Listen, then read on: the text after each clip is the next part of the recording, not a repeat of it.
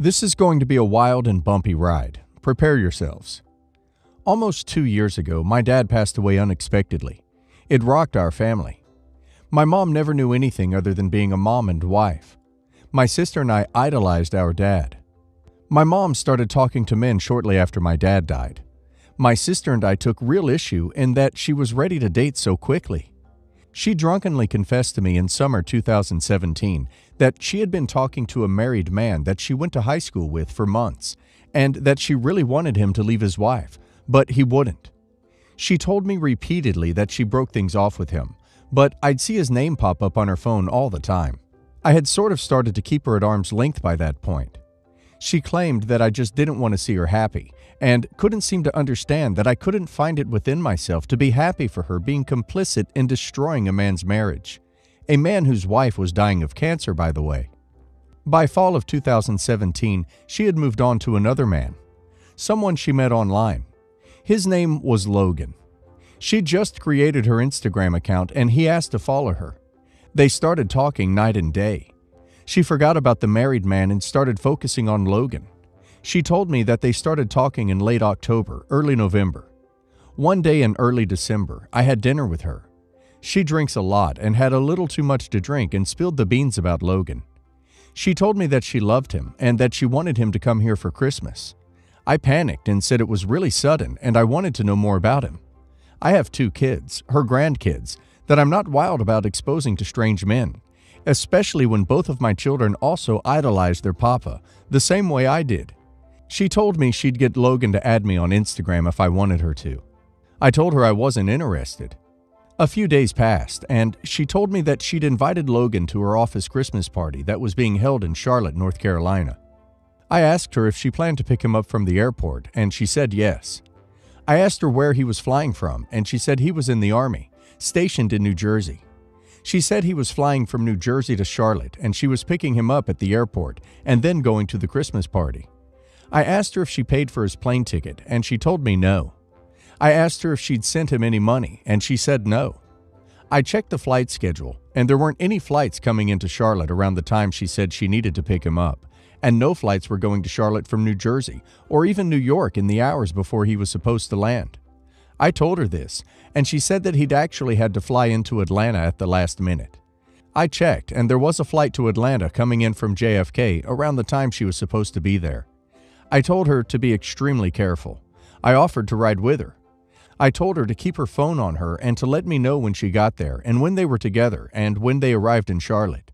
She was supposed to pick him up around 5 p.m. in Atlanta, which is a 2-hour drive from our town. I called her around 4:30 and asked if she was close to the airport. No, she said. Something was going on with Logan's flight and he couldn't come. He had to deploy immediately. T attacks. She didn't know where he was going. He couldn't tell her. I told her that was weird, but honestly wasn't super concerned with it. I figured it was harmless and hoped she'd learned her lesson. She said she hadn't sent him any money. I believed her. My mom isn't a dumb person. I've never thought of my mom as dumb. In fact, she's actually really smart and also really greedy. She has come into 3 separate major inheritances in her life. She's relatively well off and really helped me out of a sticky situation when I was going through an awful divorce. And for that, I am forever grateful. And even then has made some comments to me about how she bailed me out since she's been paid back. She's in litigation with her sister regarding their mom's estate because she is suspected of falsifying my grandmother's assets in an effort to keep more than the share of money that should have been split with her sister. She's greedy. That's the picture I'm trying to paint. I honest to goodness thought that she was far too greedy to ever send anyone money. She balked at helping out her flesh and blood. Surely she wouldn't send money to a stranger, right? Wrong. I found out yesterday that my mom had squandered every penny that she has. She has sent Logan in excess of $200,000 and has sent a private investigator at least $100,000. She believed that the private investigator, also located in Nigeria, would recover her money. She has given these people her bank account numbers. She actually had an account shut down by the bank due to fraud and went to another bank and opened another account, sending the new account information to the private investigator. She sent a third person, Kilmore, an additional $1,500 because he contacted her claiming to be from the FBI and said that she would be arrested for funding a tea organization if she didn't send him $10,000. She only had $1,500, so that's what she sent him.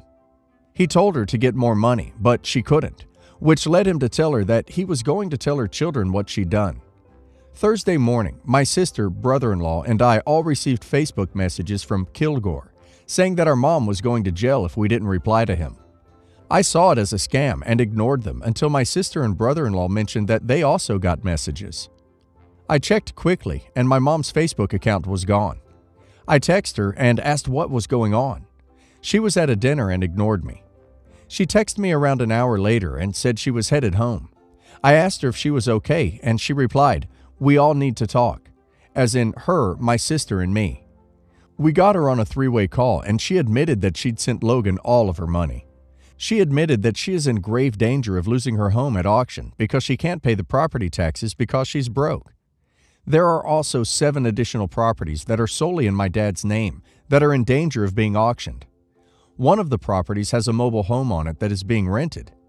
My mom receives rent from the tenants each month. I told my mom that we would help her pay the property taxes, as in, I will go to the county office and pay them personally. Basically, I'm sick over all of this. She wasn't even using wire transfers like most scam victims.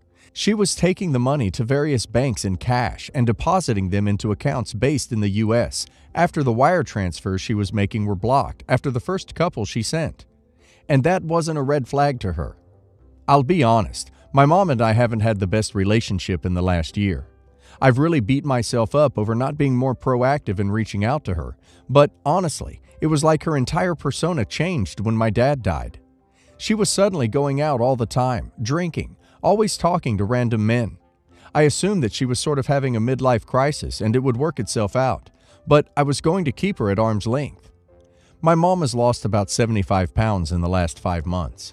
She was taking diet pills for the first month or so, but I also believe that the weight loss is due to enormous stress now. Hell, I found out on Thursday that I haven't eaten yet. I'm down 5 pounds. I can't imagine how sick she must have felt for the last 6 months. Here's an interesting turn. My dad's estate is still open. She hasn't opened probate to get it allocated. She said it was too much to deal with, and I respected that. I wasn't in a huge hurry to get everything divided either, because I assumed that my mom would do the right thing. My dad didn't have a will, and the estate should be divided among my mom 50%, sister 25%, and me 25%.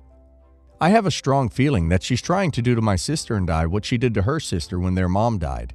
She's spending all of the cash and hiding his assets from us. We aren't sure what he has. They live on a farm, and my dad has tons of equipment and various other expensive things. Boats, a mobile home that he planned to move to a property and place for rent, that are still at their house. They haven't moved since he died.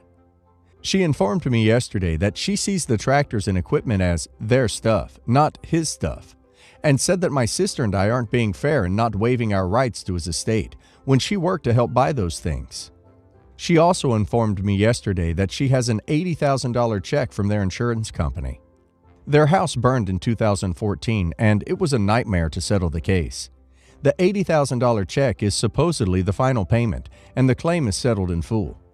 The check also is in both my mom's name and my dad's, and her checking account only has her name on it, so she isn't able to deposit it into her account because she doesn't have any personal representative paperwork for his estate. My mom has no business getting $80,000 or even $40,000, which is the amount that it should be after it goes through probate. I am highly afraid that she will mismanage this money as well, seeing as how she is still talking to men from Nigeria. She claims that these men are genuinely interested in her, and she knows that because they've asked her for money and she hasn't sent it, because she doesn't have it, and they still talk to her. I am very concerned for her mental well-being. She is obviously very lonely and very depressed, and also broke. She's never been broke in her life. She is delusional, and I've caught her in lies ever since she claimed to have completely come clean. I asked her if Logan ever sent her flowers, and she told me no. I mentioned that to my sister, who told me that she got flowers for Mother's Day, and she asked my mom where they came from. My mom told her that they were from a friend that she had been talking to about her grief. My sister only told me today that they went out to eat with her later that night. My mom had got drunk, and told them that the man that sent the flowers had lost his wife and kids in a horrific car crash, and the only way he found peace was to sell the home that they'd shared and move far away.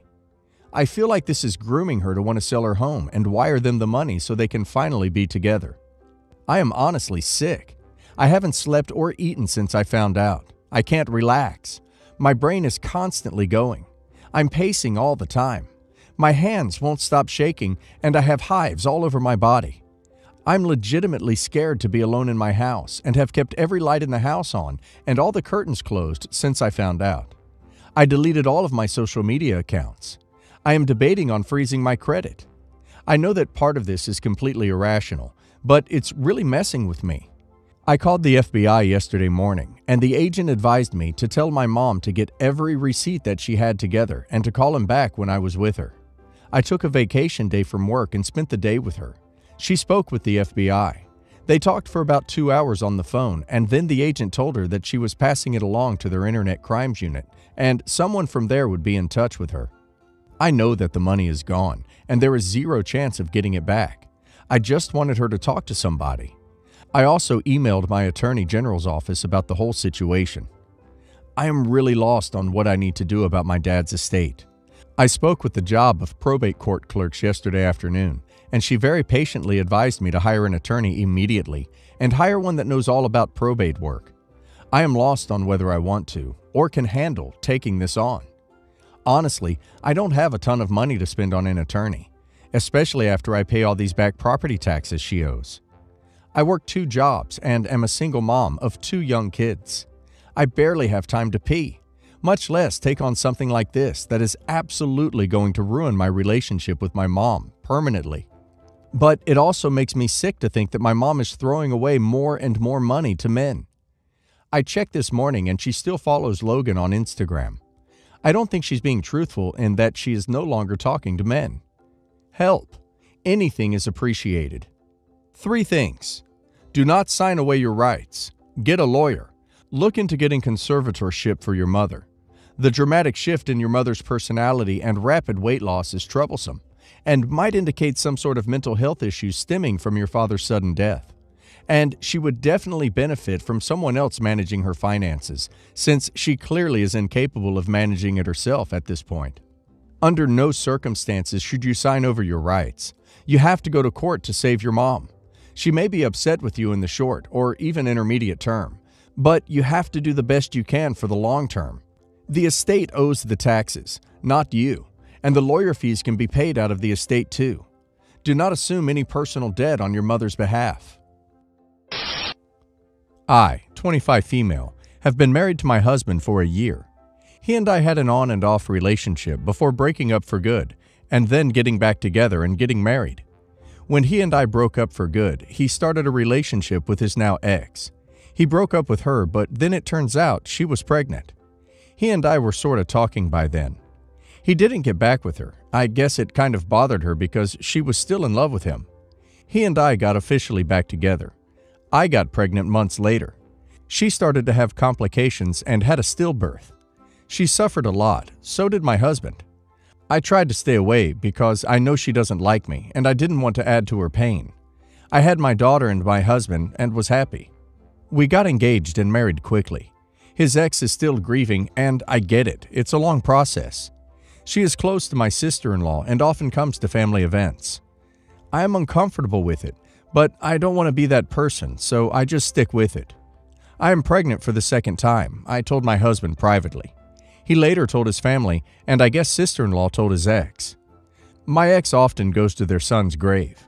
I go too because that's where my dad's buried.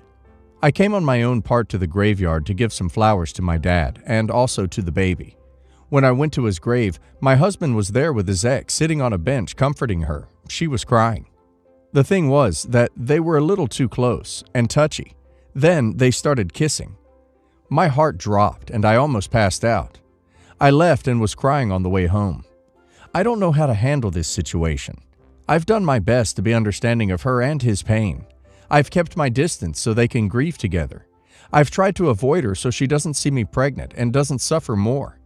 I know she still loves him, and that's also why she's suffering a lot. When she first got pregnant, I offered to stay away from my husband, but he insisted on us getting back together. Even with that, I didn't involve myself in her pregnancy and didn't say anything when he had to go to her appointments or had to help her. I have no idea what to do. Obviously, you need to talk to your husband. There is no circumstance where this is okay. Beyond that, if you choose to continue your relationship with him, and think hard, this was some serious disrespect and loss of trust. I think the time has come for you to set boundaries. Her loss and grief shouldn't displace you in your own life. She is coming between you and your husband. It is valid and okay for you to tell your family she isn't welcome at gatherings. It is okay for you to tell your husband he can't see her anymore.